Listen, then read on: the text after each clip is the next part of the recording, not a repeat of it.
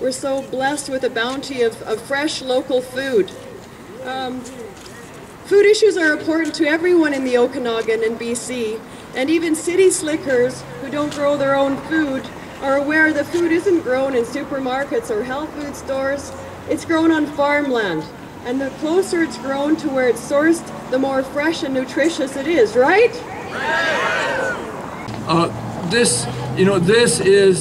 It's important that you're here.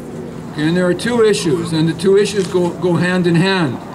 We're looking at the Agricultural Land Reserve. We just celebrated the 40th anniversary of the reserve.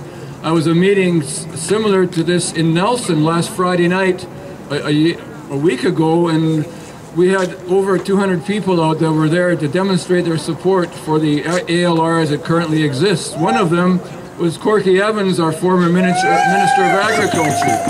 And Corky's message basically was, there's no need for any discussions. Just keep things as they are. Okay, that's the message that we have to take to our provincial government. Some encouragement this morning. Minister Thompson said that they will preserve the independence of the Agricultural Land Commission. We need to hold him to that, and I'd like to thank him for that, and I hope that that, in fact, will happen. Farmer and a former logger, that there's no such thing as land in BC that can't be used for its proper purpose. If it's got rocks in it, pick the rocks off. Put good topsoil down, some manure and whatever you need to do. Land can be saved for agriculture. Just because a farmer or an owner doesn't want to look after it, it's no good no more. That's not the case. Give it to somebody that will look after it. We need to protect this. And as a member of the Okanagan Valley for 25 years, I appreciate the lifestyle we have. And like Corky Evans says, let's keep it the way it is. Thank you.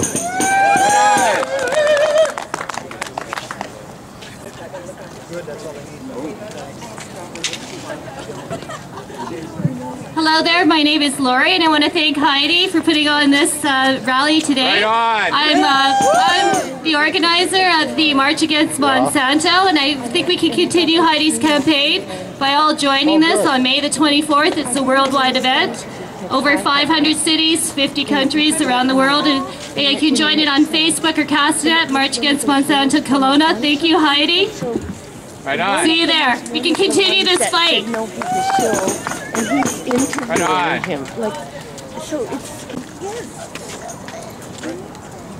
So I'm Dr. Whittle, and I'm going to make it kind of boring because I have to stick to a little bit of science here. When they bought the patent for this genetically modified, gene-silenced apple 20 years ago, they didn't know that 10 years later, a very reputable magazine called Planta would publish an article that this particular process of gene silencing, the PPO, polyphenol oxidase silencing, actually reduces the effectivity of the immune system of a fruit. They did it with tomatoes, but it should apply to apples just the same, to such an extreme effect that the resistance to bacteria is 100-fold less than it would otherwise be. Why would that be bad?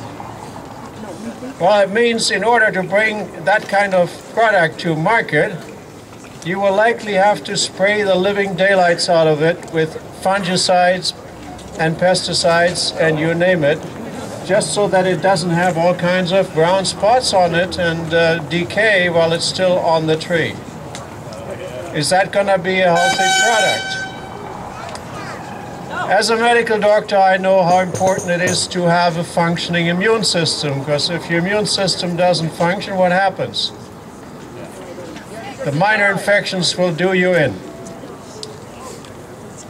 That's called immune deficiency syndrome. If you acquire it some way, it's called acquired immune deficiency syndrome, and the acronym for that is AIDS. See any connection with what we're talking about here today? Just a little bit.